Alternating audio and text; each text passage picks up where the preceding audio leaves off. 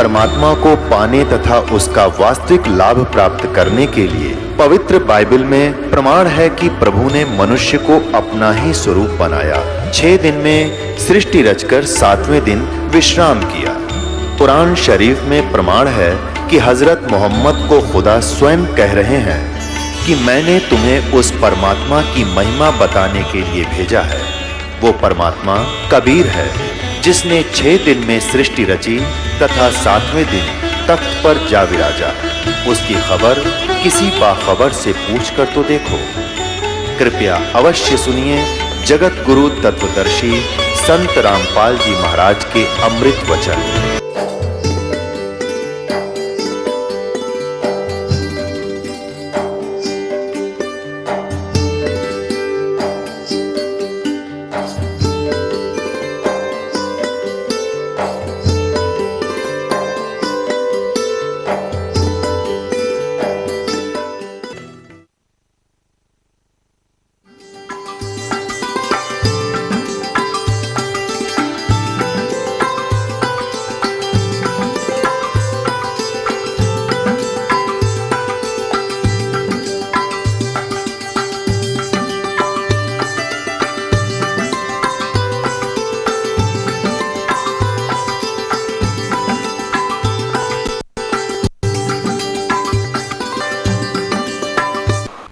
अब आप कबीर साहब की वाणी में सृष्टि रचना को सुन रहे हैं और साथ में गरीबदास जी उसका प्रमाण दे रहे हैं कि मैंने भी आंखों देखा उस कबीर परमात्मा की रजात है, और वही मैं आपको बता रहा हूं कबीर परमात्मा की ही रजा से। अब गरीबदास जी बता रहे हैं, पीर पैगंबर कुतुब ओलिया सुर नर मुनि जन ज्ञानी, इत्या को तोरा ना पाया चमके बंधे प्राणी। ये पीर पैगंबर कुतुब ओलिया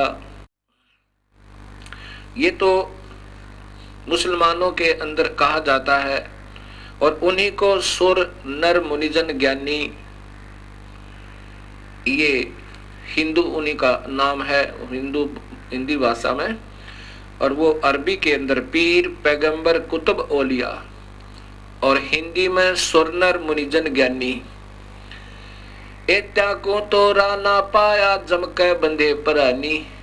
इनको तो प्रभु की भक्ति से यथार्थ प्राप्त नहीं हुई, और ये इस जम यम अर्थात काल साधना में ही बंधे हुए हैं।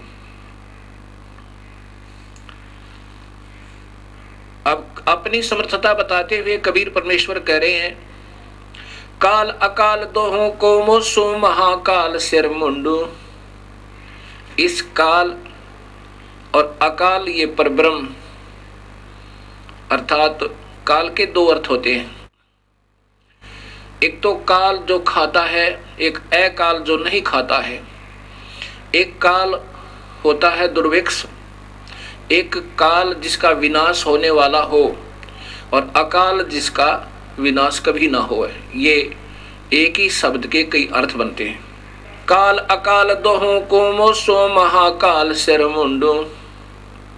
मैं तो तख्त हजूरी हुक्मी ही चोर खोज को ढूंढू। कबीर साहब कहते हैं, हम ब्रह्मा विष्णु महेश को बुरा नहीं बताते, और इनके बस की बात नहीं बेचारों की। ये तो ये काल यही महाकाल रूप में अपने 21वें ब्रह्मांड में रहता है।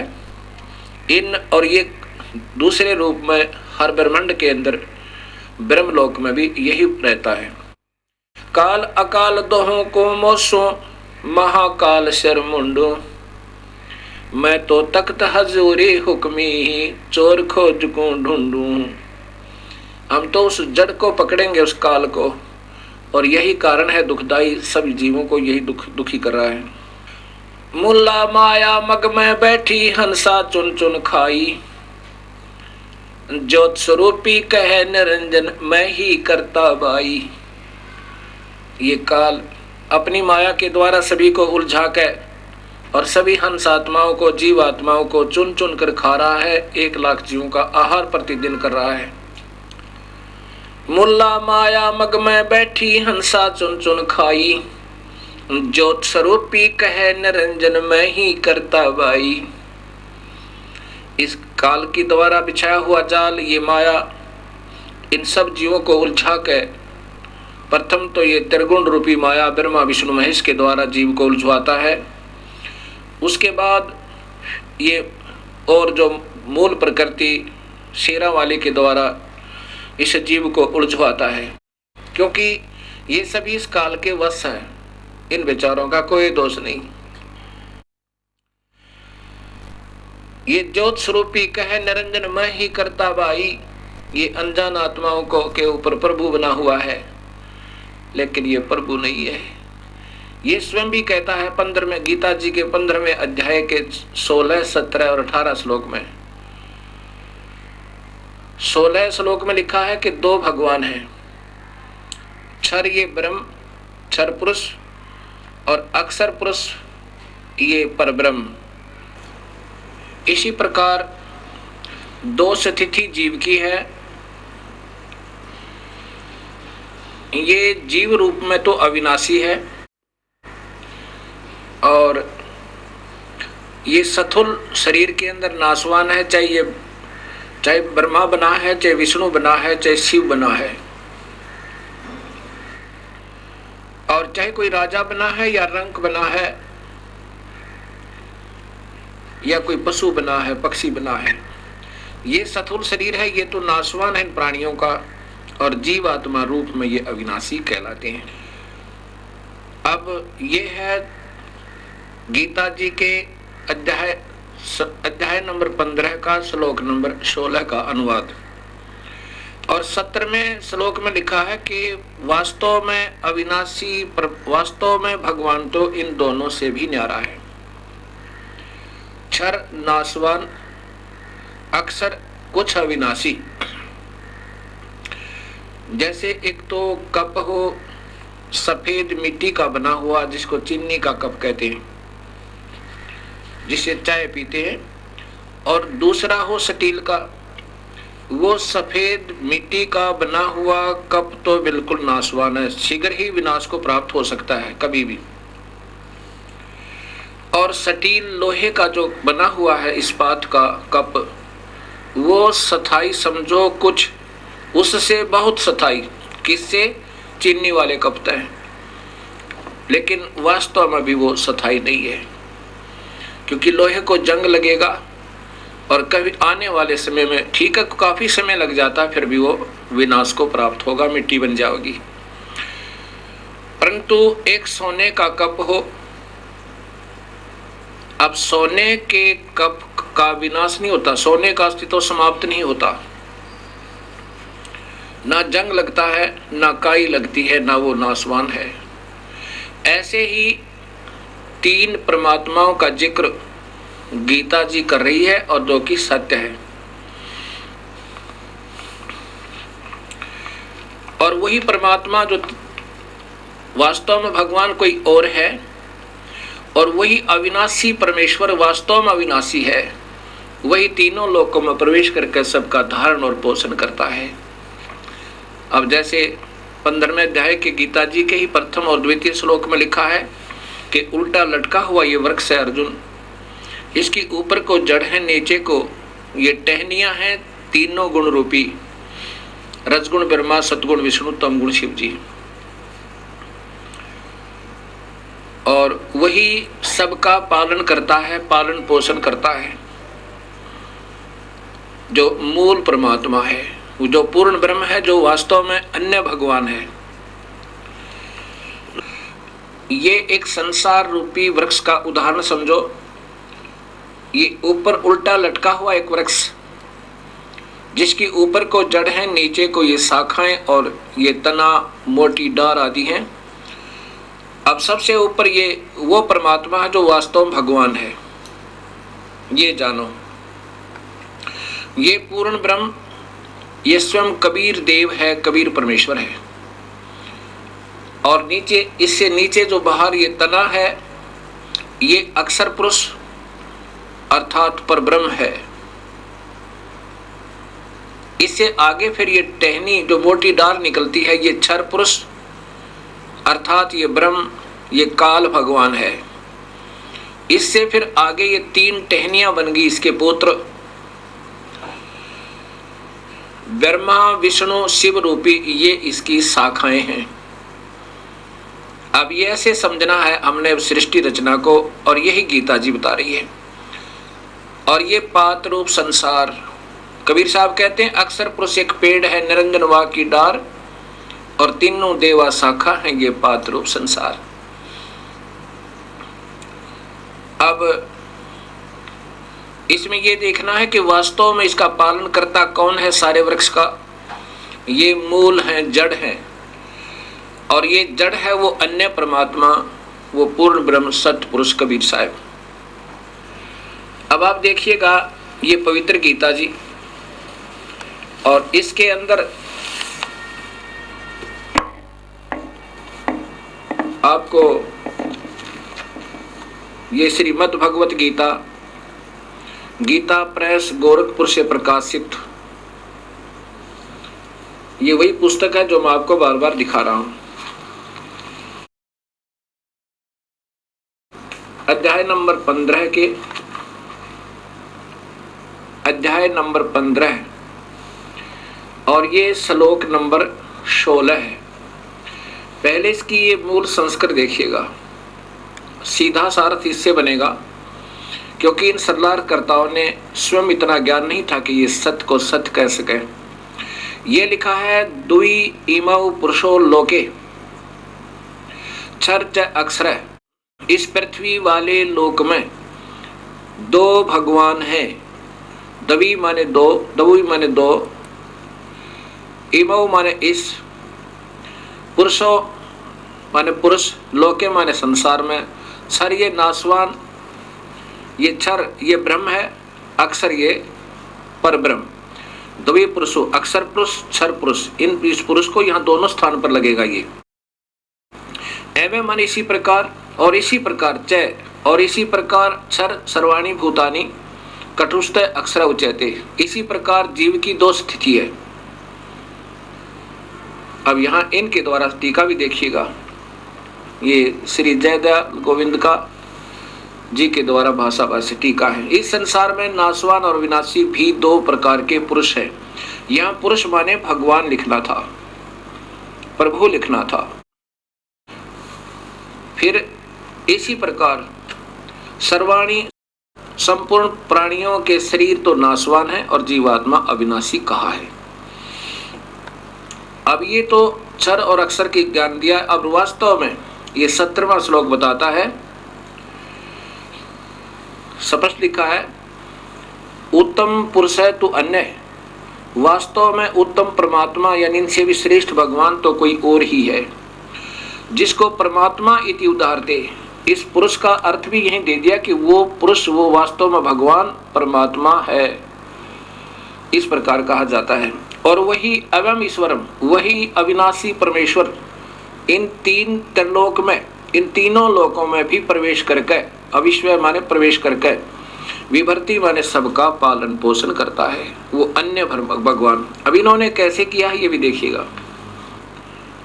उत्तम पुरुष है तो अन्य ही है, इन्होंने भी स्पष्ट करने की कोशिश की है। यहाँ भगवान लिखना चाहिए था, उत्तम भगवान तो कोई अन्य है, प्रभु तो कोई अन्य है, तो तीनों लोकों में प्रवेश करके सबका धारण पोषण करता है, अविनाशी परमेश्वर परमात्मा, इस प्रकार कहा गया है।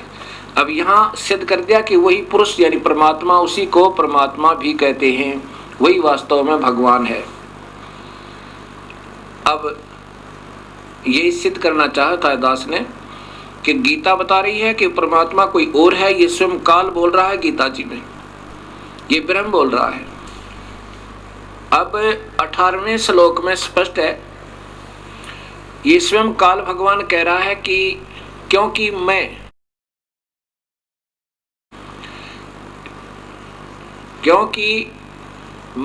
नाशवान जड़ क्षेत्र से तो सर्वथा अतीत हूं और अविनाशी जीव आत्मा से भी उत्तम हूं, इसलिए लोक में और वेद में पुरुषोत्तम नाम से प्रसिद्ध हूं। क्या बताना चाहा है, यही मैं आपको बताना चाहता था। लोक वेद क्या है, सुना सुनाया ज्ञान लोक वेद कहलाता है। अब ये ब्रह्म भगवान क्षर पुरुष अर्थात काल भगवान स्वयं स्वीकार कर रहा है कि मुझे तो केवल इसलिए भगवान कहते हैं, पुरुषोत्तम कहते हैं कि मैं इस जीव आत्मा से जो मेरे अंतर्गत है, मेरे ब्रह्मांड में 21 ब्रह्मांडों में है, वो चाहे जीव रूप में है, जीवात्मा रूप में, चाहे वो स्थूल शरीर में देव हैं, महादेव हैं, चाहे ब्रह्मा विष्णु महेश हैं, और भावे ये राजा और रंक हैं, ये जितने मेरे अंतर्गत प्राणी हैं, इनके ऊपर मैं प्रभु हूं, इनसे तगड़ा हूं, इसलिए मुझे पुरुषोत्तम कहते हैं। ये लोक वेद का अर्थ होता है कि सुने सुनाई कथाओं के आधार पर, जैसे किसी क्षेत्र में किसी की पूजा है, किसी क्षेत्र में किसी देव की पूजा है, कोई किसी प्रकार साधना कर रहा है, कोई किसी प्रकार साधना कर रहा है, इन साधनाओं को लोक वेद कहते हैं जो शास्त्रों के विरुद्ध है, जिसका शास्त्रों में प्रमाण नहीं है, या ज्ञान है तो वेदों तक ही ज्ञान है, वेदों के आधार पर ज्ञान है, जैसा ऋषियों को ज्ञान हुआ कि ब्रह्म ही सर्वशक्तिमान है, उनकी अपनी सोच थी। वेद में ऐसा नहीं है, न गीता में ऐसा है। इन्होंने ही इस ब्रह्म को पूर्ण सर्वशक्तिमान मान के और लोक वेद बना दिए, अपनी कथाओं के आधार पर इसको सर्वस्वा सर्वशक्तिमान, जैसे ब्रह्मा विष्णु महेश को अजर अमर अजन्मा, इनके कोई माता पिता नहीं, ऐसा बना दिया। ये लोक वेद था, ये शास्त्र में प्रमाण नहीं था। शास्त्र को पढ़ा भी लेकिन ना समझने के कारण जो लोक वेद बन गया। ऐसे कहा कि मैं तो केवल लोक वेद के आधार पर पुरुषोत्तम कहलाता हूं, क्योंकि ऋषियों को पूर्ण ज्ञान नहीं हो पाया। वेद भी पढ़े और उसमें पूर्ण परमात्मा के महत्व जैसा ही इस ब्रह्म को जानकर इसकी ही साधना ओम नाम के जाप से करते रहे। तो यह स्पष्ट कह रहा है कि मैं इसलिए प्रभु माना जाता हूं, और जो मुझे ऐसे परमात्मा मान रहा है अपने ही ज्ञान से, वास्तव में उसको ज्ञान सही नहीं है, तो वो मुझे ही हमेशा भजता रहता है। और ये अनमोल शास्त्र मैंने तेरे से बता दिया, रहस्य युक्त। भगवान रहस्य युक्त क्यों कहा? जब ज्ञान है तो स्पष्ट सबके सामने ही आना चाहिए था। रहस्य युक्त क्यों कहा? क्योंकि ये हमेशा हर जीव को गुमराह करने की चेष्टा करता है। अभी इसी गीता जी के अब 19 और 20 श्लोक आपको फिर दिखाता हूं। ये गीता अध्याय नंबर 15 है, श्लोक नंबर 19। इसमें देखिएगा, हे भारत, जो ज्ञानी पुरुष मुझको इस प्रकार पुरुषोत्तम जानता है, जैसा कि 18वें श्लोक में आपने सुना, वह सर्वज्ञ, सब प्रकार से निरंतर, माम माने मुझे ही, ये वासुदेव इन्होंने अपनी तरफ से लिख दिया, सीधा अर्थ है माम माने मुझको ही, भजती माने भजता है। जो सुने सुनाए ज्ञान के आधार पर मुझे प्रभु मान रहा है वो मुझे ही भजता है, अर्थात पूर्ण परमात्मा को नहीं भजता। अब 20वां श्लोक देखिएगा, ये इस अध्याय का अंतिम श्लोक है। हे निष्पाप अर्जुन, इस प्रकार यह अति रहस्य युक्त गोपनीय शास्त्र मेरे द्वारा कहा गया, इसको तत्व से जानकर ज्ञानवान और कृतार्थ हो जाता है। अब जो सच्चाई मैंने बता दी, ये काल भगवान कह रहा है। इस प्रकार जो सही समझ जाएगा कि मैं परमात्मा नहीं हूं और वास्तव में प्रभु कोई और है, ऐसे जो समझ जाता है ये गुप्त से गुप्त ज्ञान, रहस्य में ज्ञान को, तो वो फिर समझो पूर्ण ज्ञानी हो गया, और फिर वही अपने हिसाब से साधना करता है। अब इसी गीता जी के 15वें अध्याय का प्रथम और द्वितीय श्लोक ये स्पष्ट करता है कि उल्टा लटका हुआ वृक्ष, ये देखिएगा, यही पंचोदश अध्याय चल रहा है, 15वां अध्याय, ये ऊपर देखिएगा, अथ पंचदशो अध्याय। इसमें प्रथम और द्वितीय श्लोक में लिखा है, ऊर्ध्वम मूलम अधः शाखा अश्वत्थम प्राहु अयम छंदासी अस्य प्रणानी यह तम वेद सह वेदवितः। ये उल्टा लटका हुआ, ऊर्ध्व मूलम माने ऊपर को जड़ वाला, अधः माने नीचे को शाखाएं वाला, ये मजबूत एक वृक्ष कहा है, संसार रूपी वृक्ष समझो। और छंदासी अस्य प्रणानी अर्थात इसके वेद आदि भी इसी का गुणगान करते हैं। और उस तम माने उस अज्ञान अंधेरे में छुपे हुए उस परमेश्वर के, वेद माने ज्ञान को जो सही जान लेता, स वेदवित है, वेदवित वह वास्तव में ज्ञानी है। अब ये तो सीधा सा बना है, आगे देखिएगा श्लोक नंबर 2। श्लोक नंबर 2 इसमें लिखा कि इस वृक्ष की तीनों गुण प्रवदा, उस वृक्ष की, ये देखो ऊपर, उस संसार वृक्ष की तीनों गुण रूप, रजगुण ब्रह्मा, सतगुण विष्णु, तमगुण शिव जी। ये तो वैसे इन्होंने अपने तुक मारा है। तीनों गुण रूपी विषय पर वाला शाखा, विषय विकारों की ये शाखाएं, तीनों गुण रूपी विषय विचारों की शाखाएं, अधः माने नीचे और ऊर्ध्वम माने ऊपर, सर्वत्र फैली हुई है। मनुष्य लोक में भी,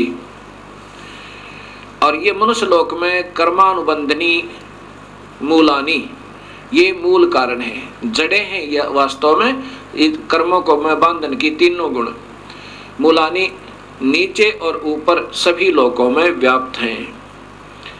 अब क्या हुआ कि ये तीन गुण रूपी सतगुण विष्णु और तमगुण शिवजी रूपी ये तीनों शाखाएं इस मनुष्य लोक में इन जीवों को कर्मानुबंधनी मूलानी, कर्मों में बांधने की मूल है, कारण जड़ है। अब इस प्रकार इस गीता जी के ज्ञान को हम समझ के और फिर आगे चलेंगे, तब हम इसको सही ढंग से समझ पाएंगे। क्या बताया? मुल्ला माया मग में बैठी हंसा चुन चुन खाई, ये ज्योत स्वरूपी भया निरंजन, कह निरंजन मैं ही करता वाई। अब ये कह रहा ना कि मैं तो केवल इसलिए भगवान हूं, प्रभु हूं कि इस जीवात्मा से तथा ये सथुर शरीर में प्राणियों से उत्तम हूं। तो यहाँ कहते हैं मुल्ला माया मग में बैठी हंसा चुन चुन खाई, ज्योत स्वरूपी बया निरंजन मैं ही करता भाई। एक न करता दो ना करता नौ ठहराए भाई, दसवां भी धुंधर में मिल जा सत्य कबीर दुहाई। अब इन्हीं विष्णु जी के अवतार 9 तो हो चुके हैं और 10वां अभी आएगा। वो नीकलंक नाम से विष्णुदत्त शर्मा के घर पर संभल नगरी में अवतार लेगा। एंड ऑफ द कलयुग, कलयुग के अंत में उसमें सभी प्राणी मांसाहारी, कर्तघनी और भक्तिहीन हो जाएंगे। उसमें मनुष्य की आयु 20 वर्ष की होगी, स्त्री और पुरुष की, जिसमें से 5 खंड होंगे। खंड का मतलब है कि 5 वर्ष, जैसे आजकल 100 वर्ष की आयु मानते हैं, तो 75 में 80 में आम व्यक्ति की मृत्यु हो जाती है। ऐसे उस समय 20 वर्ष की आयु होगी और 15 वर्ष में आम व्यक्ति मर जाया करेगा, यानी प्राण त्याग जाया करेगा।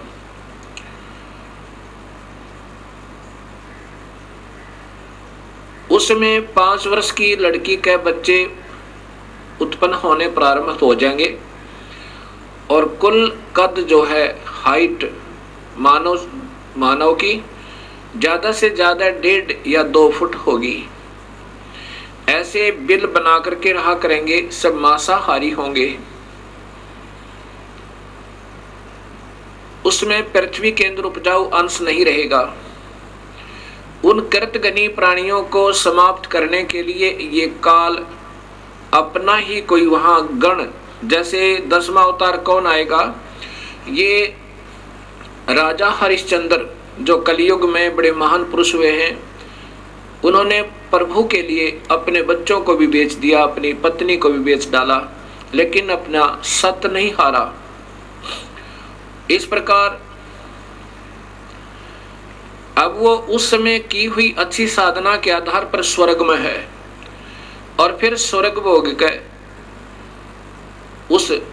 उसी को फिर ये 10वां अवतार बना के ये काल भेजेगा, फिर उसके कर्म बिगड़वा देगा। यहाँ पर वो सबको खत्म करेगा। जैसे परशुराम जी ने अक्षत्रियों को काट डाला, उसको शक्ति दे दी काल ने। और ऐसे ही महाभारत का जब युद्ध करवाना था, अर्जुन को शक्ति दे दी काल ने, और जब वो अनर्थ हो लिया फिर वो छीन ली, और फिर वो अर्जुन बिल्लों ने पीटा, और वो गांडीव धनुष नहीं चला उससे। तब वो स्वयं अर्जुन कहता है कि मेरे को भगवान कृष्ण ने छल लिया, युद्ध करवाना था तब तो शक्ति दे दी, अब मेरे से ये धनुष नहीं चल रहा।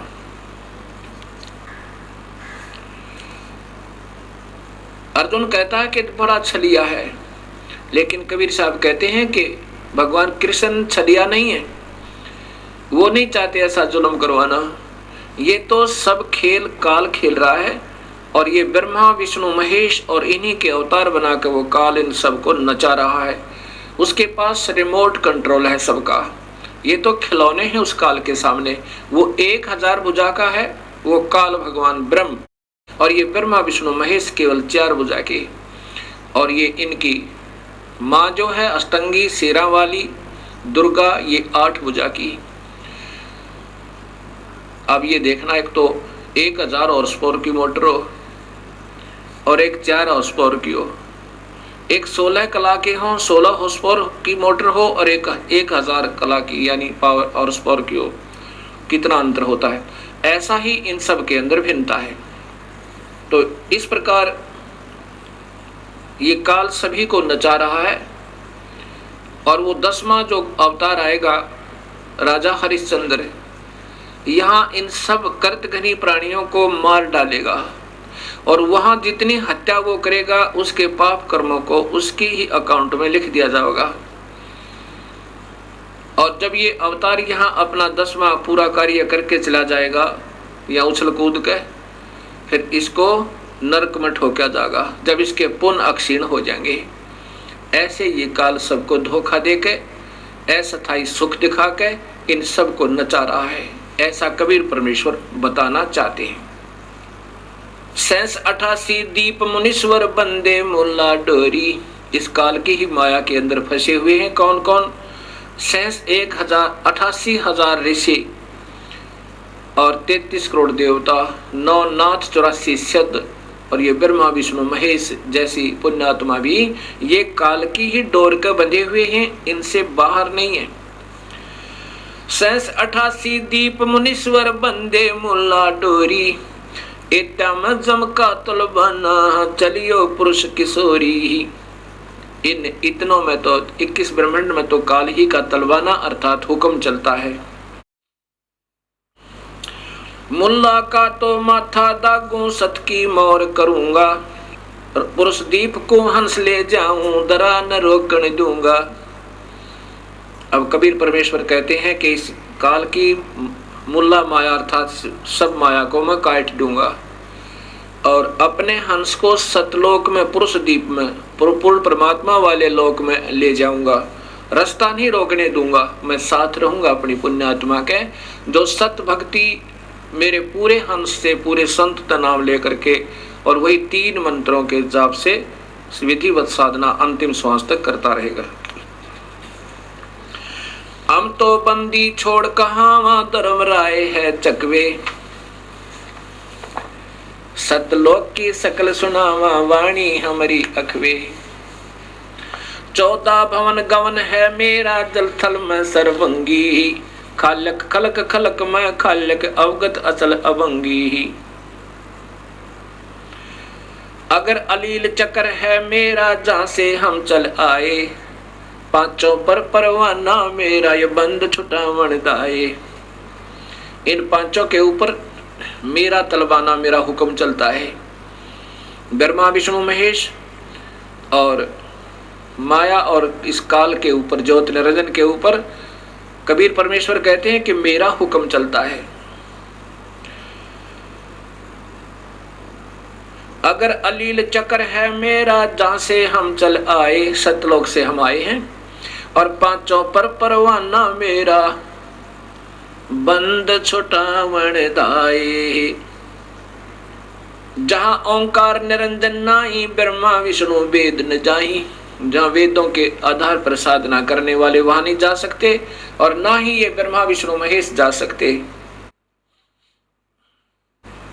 जहां ओंकार निरंजन नाही ब्रह्मा विष्णु वेद न जाही। जहां करता ने जन भगवाना काया माया पिंड ने पराना। 5 तत्व गुण तीनों गुण नाही। जहां काल द्वीप और नहीं झाई। अमर करूं सतलोक पठाऊं ताते बंदी छोड़ कहाऊं।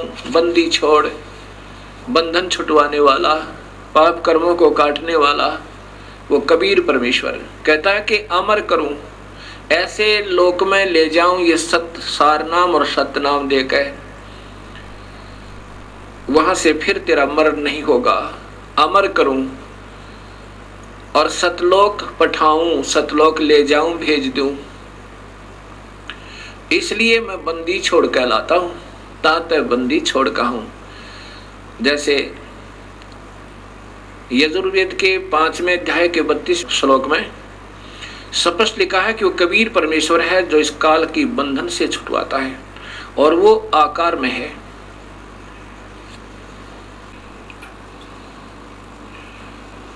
अब कबीर साहब कह रहे हैं कि अमर करूं सतलोक पठाऊं ताते बंदी छोड़ कहाऊं। बंदी छोड़ का अर्थ होता है बंधन से छुटवाने वाला, काल की कारागार से छुटवाने वाला। अब ऋग्वेद आपको बताएगा कि वो बंदी छोड़ कौन है। ये आपके यजुर्वेद बताएगा। ये यजुर्वेद आपको दिखाते हैं। ये महर्षि दयानंद सरस्वती इनके द्वारा भाषा भाष्य है। इनका स्वयं भाषा भाष्य इनका टीका किया हुआ है और ये श्लोक नंबर 32वां अध्याय नंबर 5 का श्लोक नंबर 32 आप देखिएगा। गेरा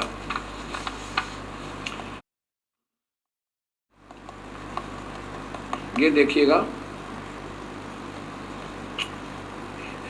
ये है श्लोक नंबर 32 अध्याय नंबर 5 पंचमो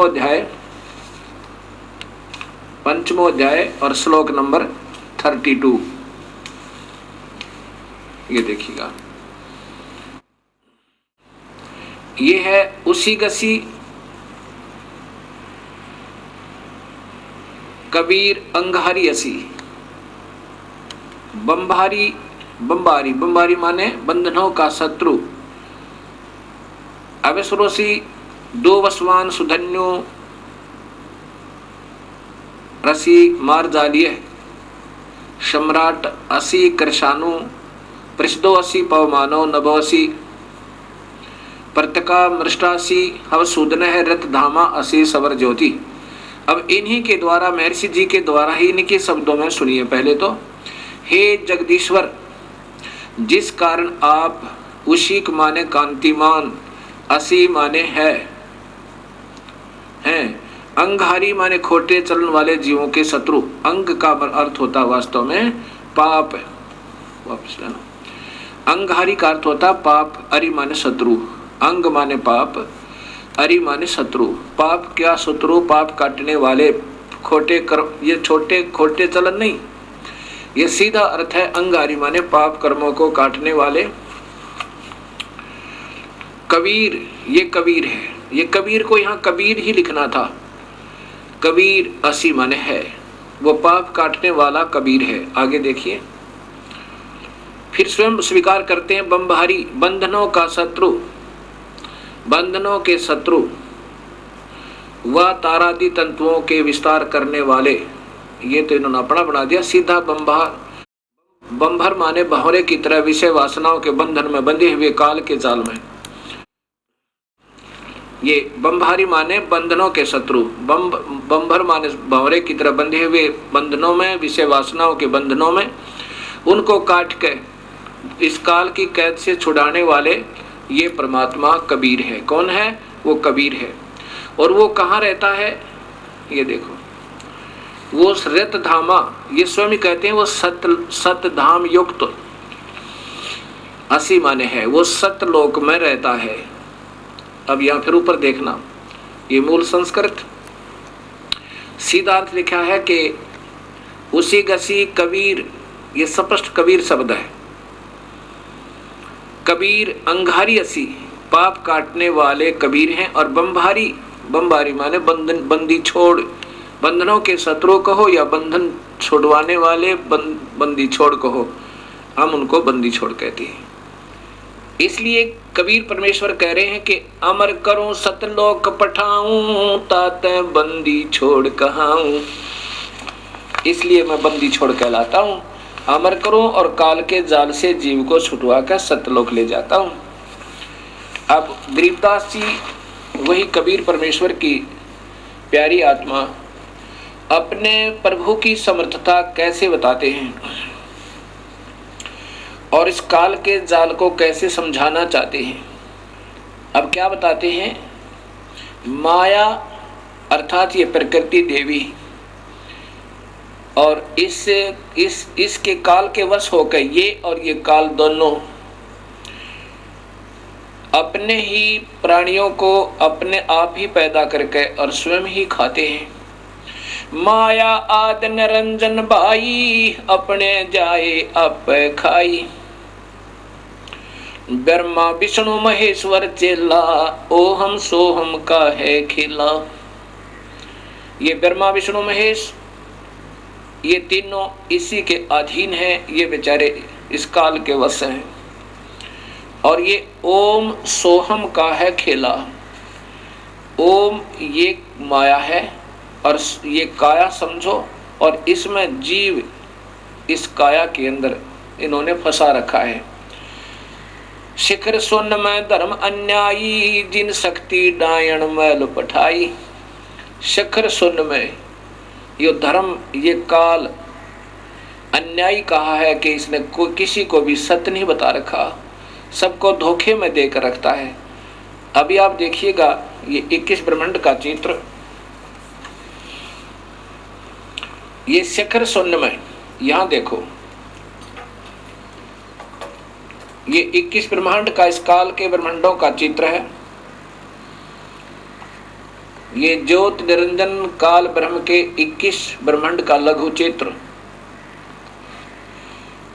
ये काल यहां बैठा है। ये एक महाब्रह्मांड में, इसने 4 महाब्रह्मांड बना रखे हैं काल ने, और इसमें 5 ब्रह्मांड का एक ग्रुप बना रखा है, एक समूह बना रखा है। इनमें सभी प्राणियों को नचा रहा है और स्वयं ये 21वें ब्रह्मांड में, स्वयं शिखर में, सबसे ऊपर चोटी में ये काल निरंजन अपने निज लोक में रहता है। और यहाँ पर ये तपस्विला है, ये सब जीवों को फूल कर खाता है। ये नकली लोक बना रखे हैं इसने, सतलोक की नकल करके। और यहाँ पर वो 12 दूतों को रखता है, जहाँ पर अपने नकली दूत बनाकर, संत बनाकर भेजता है, जो सब शास्त्र विरुद्ध साधना बताते रहते हैं। शिखर सोन में धर्म अन्यायी, युग काल अन्यायी, जिन शक्ति डायण मैल पठाई। यहाँ पर अपनी शक्ति से, इस देवी से सभी ब्रह्मांडों में स्वयं ही एक एक ब्रह्मलोक बनाकर और वहाँ सबको नचा रहा है और ब्रह्मा विष्णु महेश की उत्पत्ति करता रहता है। शिखर सोन में धर्म अन्यायी, जिन शक्ति डायण मैल पठाई। लाख गिरा से नित उठ दूती, माया आद तकत की कुती। इस काल भगवान को कबीर परमात्मा बहुत बुरे शब्दों से लताड़ रहा है कि ये नीच आत्मा इन सबको धोखा देकर ले आया यहाँ पे, झूठे लालच में, अभी इनको सब झूठे लालच में ही लगा रहा है। 1.25 लाख घड़िए नत भांडे, हंसा उत्पत्ति पर ले डंडे। होय होय, 1.25 लाख रोजाना 1 लाख को तो रोज खाता है ये काल, मानव शरीरधारी प्राणियों को, और 1.25 लाख की उत्पत्ति करता है। लाख गरा सैन्यत उठ दूती, माया आद तकत की कुती। यानी वहां से इसने गंदा कर्म किया, कुत्तों जैसा व्यवहार किया इस लड़की के साथ, इसलिए काल को वहां से निकाल दिया। और फिर कहा कि ये 1 लाख जीवों का रोज आहार करता है ये काल भगवान, जिसको ये नादान आत्मा सभी पूज रही हैं। और इसी के 3 पुत्र हैं, ब्रह्मा विष्णु महेश। 1.25 लाख घड़िए नत भांडे, हंसा उत्पत्ति पर ले डंडे। 1.25 लाख प्रतिदिन जीवों की उत्पत्ति करता है और 1 लाख का आहार कर लेता है। ये भक्त आत्मा हंस आत्माओं को जन्म और मरण के दंड से दंडित करता रहता है। ये तीनों चेला पटपारी, सरजे पुरुषा सरजी नारी। खोखापुर में जीव भुलाए, शोपन बिष्ट बकुंठ बनाए। इस खोखापुर में इस काल का लोक दिखा तो ये सतलोक जैसा है, यानी उसकी नकल कर रखी है। और ये सब ऊपर से कवर, खोखा माने कवर, वो तो ठीक लगता है सही ओरिजिनल माल जैसा, लेकिन अंदर माल डुप्लीकेट है। कीड़ी कुंजर और अवतारा, हरहट डोर बंधे कई बारा। ये अरहट का कुआ लोई, यागल बंधा है सब कोई। ये अरहट माने रहट का, एक रहट होता है एक कुएं के अंदर वेल, और उसमें एक चैन लगा करके एक पुली पे एक सर्कुलर लोहे का एक घेरा होता है, और उसके ऊपर बाल्टियां बकेट्स वो जड़ दी जाती है उस चैन के ऊपर, और फिर उसको बैल से चलाया करते थे कोल्हू की तरह। और फिर वो नीचे से बाल्टियां भरकर आती थी, ऊपर खाली हो जाती थी, फिर नीचे से भरकर आती थी, ऊपर खाली हो जाती थी। ऐसे ही ये भक्त आत्मा नीचे अपने पुण्य और पाप इकट्ठे करते हैं, ऊपर स्वर्ग के अंदर जाकर के उनको स्वर्ग और नरक में उन दोनों को खाली करके फिर 84 लाख जोनियों के कष्ट को फिर उठाते रहते हैं। कीड़ी कुंजर और अवतारा, हरहट डोर बंधे कई बारा।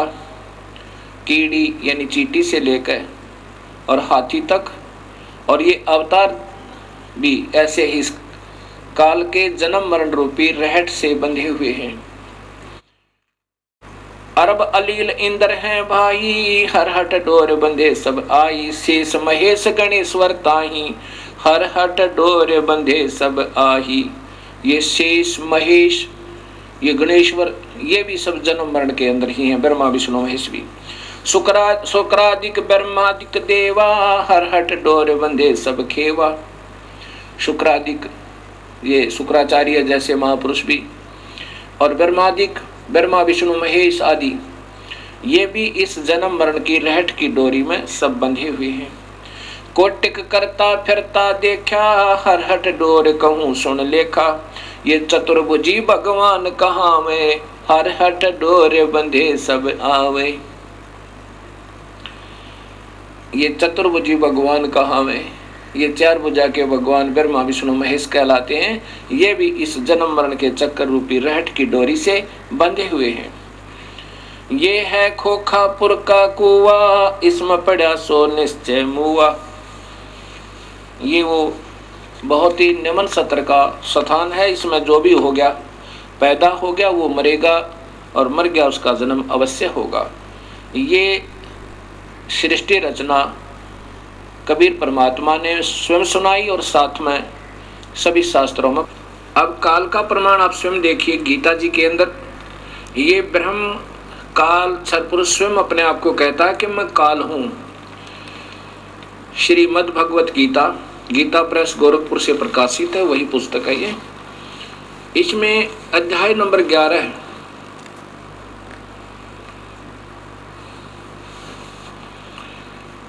के श्लोक नंबर 31 में, ये 32 है और 31 में अर्जुन पूछ रहा है कि मुझे हे भगवान, हे उग्र रूप वाले, जब इन्होंने विराट रूप दिखाया, 1000 भुजा का, 1000 आंखें आदि आदि, तो अर्जुन पूछ रहा है कि मुझे बतलाइए आप उग्र रूप वाले कौन हैं? हे देवों में श्रेष्ठ, आपको नमस्कार हो, प्रसन्न होइए। आध्यम, आध्यम का अर्थ होता है यम माने आदि माने पुराना, यम माने काल। हे वास्तव में काल रूप, इन्होंने आदि पुरुष लिखा। भवंत, आपको विशेष रूप से जानना चाहता हूं, क्योंकि आपकी प्रवृत्ति को नहीं जानता। अब देखो, अर्जुन पूछ रहा कि आप कौन हैं, तो स्वयं ये ब्रह्म कहता है। श्री भगवान वाच, नीचे देखिए, अर्जुन के पूछने पर श्री भगवान बोले, हे अर्जुन, मैं लोगों, ये 32वां श्लोक है, ये देखिएगा, ये 32वां श्लोक है। लोगों का नाश करने वाला बढ़ा हुआ काल हूँ। ये तो बढ़ा चढ़ा के लिखते हैं, काल है, महाकाल लिख दिया। मैं काल हूँ, इसमें इन लोगों को नष्ट करने के लिए प्रवृत्त हुआ हूँ। हे ये जो प्रतिपक्ष की सेना में स्थित योद्धा लोग हैं, ये तेरे मारे बिना भी, ये देखिएगा कि जितने ये वे सब तेरे मारे बिना भी नहीं रहेंगे, इन सब का नाश हो जाएगा। अब यहाँ फिर देखिएगा, ये कहते हैं कि मैं अब प्रवृत्त हुआ हूँ। प्रवृत्त हुआ हूँ मतलब मैं प्रगट हुआ हूँ, ये स्वयं कहते हैं। फिर देखना, लोगों का विनाश करने वाला, लोगों को विनाश करने वाला बढ़ा हुआ काल हूँ। स्वयं स्वीकृति दे रहे हैं कि मैं काल हूँ, इसमें इन लोगों को नष्ट करने के लिए प्रवृत्त हुआ हूँ। अर्थात प्रवृत्त हुआ हूँ क्यों कहा? क्योंकि भगवान श्री कृष्ण नहीं थे, अपनी सिद्धि से काल श्री कृष्ण जी के शरीर में प्रवेश कर गया, और जो प्रतिपक्ष की सेना में स्थित योद्धा लोग हैं, ये तेरे मारे बिना भी मैं मर जाएंगे, मैं इनको खत्म कर दूंगा। अब आप देखिएगा, ये विष्णु महापुराण, इसमें स्वयं स्वीकृति दी है कि विष्णु का, अर्थात ये काल ही महाविष्णु, महाब्रह्मा, महाशिव रूप में ये डबल रोल करता है, स्वयं ही रोल करता है। गीता प्रेस गोरखपुर से प्रकाशित श्री विष्णु महापुराण, श्री विष्णु पुराण, इसके अंदर देखिए, ये संस्कृत भी साथ है, यहां से देखिएगा। हे द्विज, परब्रह्म का प्रथम रूप पुरुष है, यानी ये दिक काल जो है ये ब्रह्म है। परब्रह्म तो ये वैसे तुक्के मारा अपने हिसाब से अनजानपने में। ब्रह्म का प्रथम रूप तो पुरुष है। अव्यक्त और व्यक्त, ये इनकी अपनी सोच है। व्यक्त, अव्यक्त और व्यक्त। अव्यक्त माने ये प्रगट आकार में नहीं आता, और व्यक्त व्यक्तिगत रूप यानी प्रगट होकर ये ब्रह्मलोक में रहता है, चतुर्भुज रूप में, महाब्रह्मा महाविष्णु रूप में, उसके अन्य रूप हैं। अव्यक्त माने निराकार, व्यक्त आकार। अव्यक्त ये किसी के सामने नहीं आता अपने वास्तविक काल रूप में, ये वहाँ 21 में ब्रह्मांड में आकार में ही रहता है। और यहाँ व्यक्त महाब्रह्मा महाविष्णु महाशिव रूप में, ब्रह्मलोक में व्यक्त रूप में, आकार रूप में रहता है, उसके अन्य रूप हैं। तथा काल उसका परम रूप है।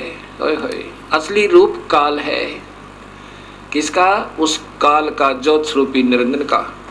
अब यहाँ देखिएगा कि भगवान विष्णु जो व्यक्त अव्यक्त पुरुष काल रूप से स्थित होते हैं, व्यक्त, अब जैसे ब्रह्मलोक के अंदर ये महाब्रह्मा महाविष्णु शिव रूप में ये व्यक्त रूप में है, अव्यक्त ये गुप्त रूप में कृष्ण में प्रवेश कर गया। पुरुष और काल रूप से स्थित है, एक तो भगवान जैसा दिखे और वास्तव में ये काल है। और यहाँ देखिए ये द्विज काल रूप भगवान अनादि है, इनका अनंत नहीं है, इसलिए संसार की उत्पत्ति, स्थिति और प्रलय भी कभी नहीं रुकते। अब यहाँ देखिए पुरुष के प्रकृति से पृथक सतीत हो जाने पर ये काल इस देवी को छोड़कर और 21वें ब्रह्मांड में चला गया। हो जाने पर विष्णु भगवान का काल रूप परिवर्त होता है। ओए होए, स्पष्ट लिखा ये महाविष्णु से प्रारंभ होती है विष्णु पुराण और फिर त्रिलोकीय विष्णु की महिमाओं से समाप्त होती है।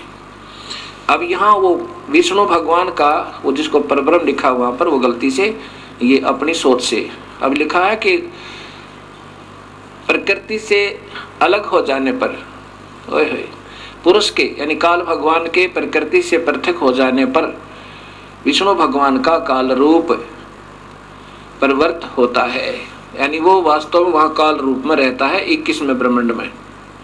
अब ये सामने देखिएगा एक ब्रह्मांड अंड का लघु चित्र,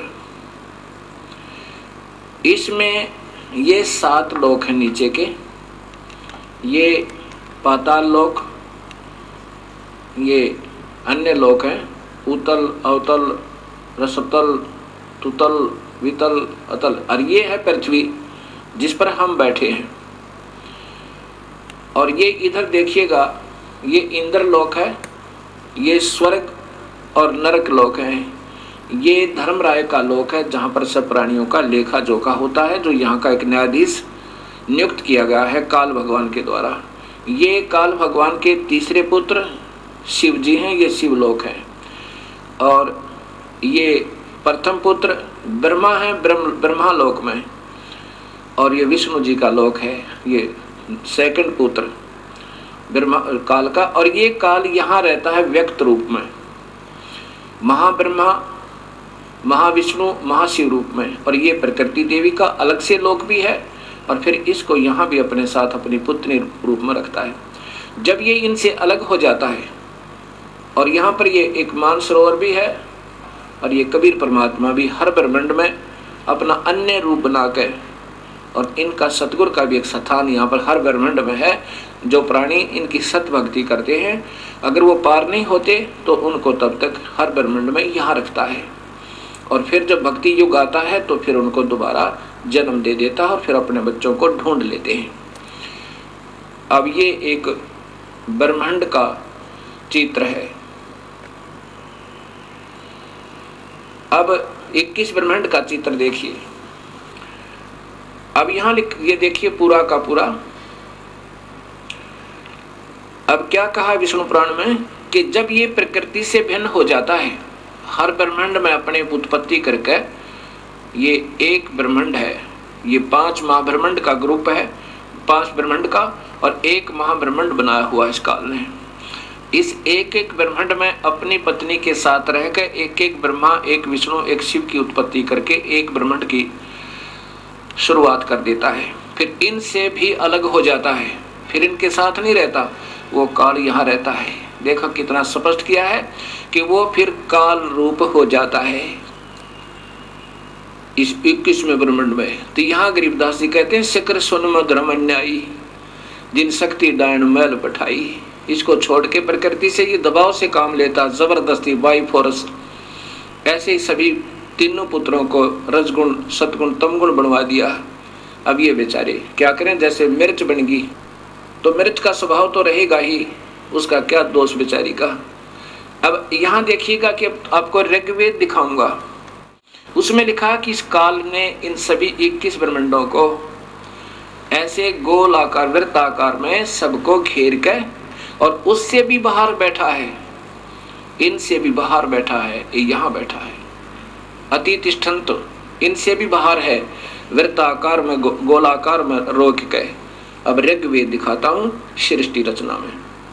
अब देखिएगा ये ऋग्वेद, ये महर्षि दानंद सरस्वती द्वारा भाषा भाष्य है। इन्होंने भी सत्य को छुपाते छुपाते भी नहीं छुपा पाए, क्योंकि इनको स्वयं ज्ञान नहीं था कि परमात्मा वास्तव में है कौन। अब ये देखिएगा, ऋग्वेद मंडल नंबर 10 और सूक्त नंबर 90, इसमें देखना संस्कृत स्पष्ट बता रही है। यहां देखिए, सहस्रा शीर्षा सहस्रा अक्षा अक्षय सहस्र पात है स भूमि विश्वस्तो वृत्वा, ये देखना वृत्वा अति तिष्ठन्त 10 उंगलम पुरुष है परमेश्वर, ये काल भगवान, पुरुष माने काल भगवान, क्योंकि अब सहस्रा शीर्षा संसार के सिरों वाला, सहस्रा संसार के नहीं 1000 सिर वाला, जैसे गीता में लिखा है, हे सहस्रा बाहु सहस्रा अक्ष वाले, सहस्रा अक्षय और हजारों आंखों वाला, इन्होंने संसार की आंखों वाला लिखा है, जबकि सहस्र माने 1000 होता है, 1000 पात है, 1000 पैरों वाला सहस्रा पात। अब मैं जो बताना चाहता हूँ कि ये क्या लिखा है, स माने वह भूमि, इस भूमि वाले पृथ्वी वाले लोकों में प्रकृति को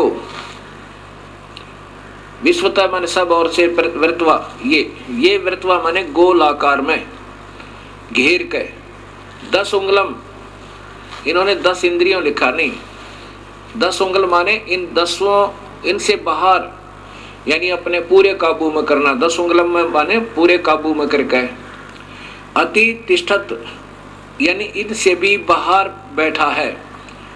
अब ये संस्कार दिखाई आपको, अब ये दास बताएगा वास्तव में इनका क्या सरलार्थ बनता है। और फिर आगे इन्होंने किया है, इन्होंने की भाषा में सुनिए पहले। अब दूसरा श्लोक,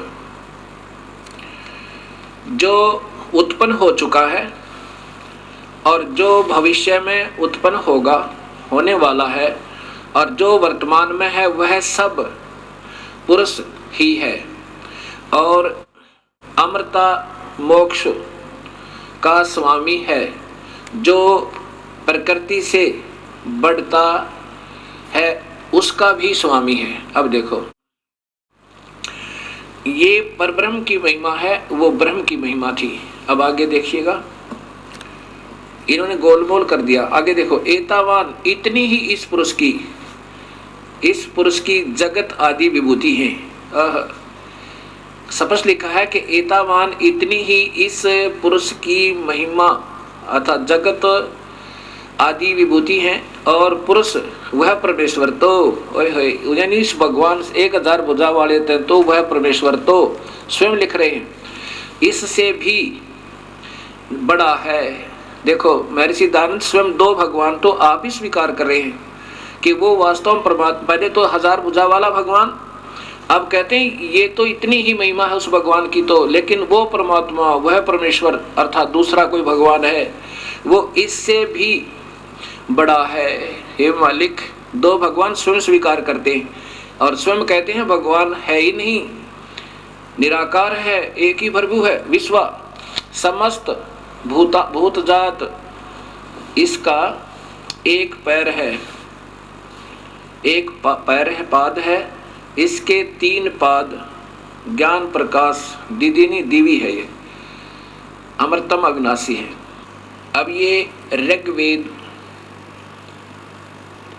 मंडल नंबर 10 और सूक्त नंबर 90 स्वयं महर्षि दयानंद सरस्वती जी द्वारा भाषा भाष्य अर्थात इसका सरलार्थ है।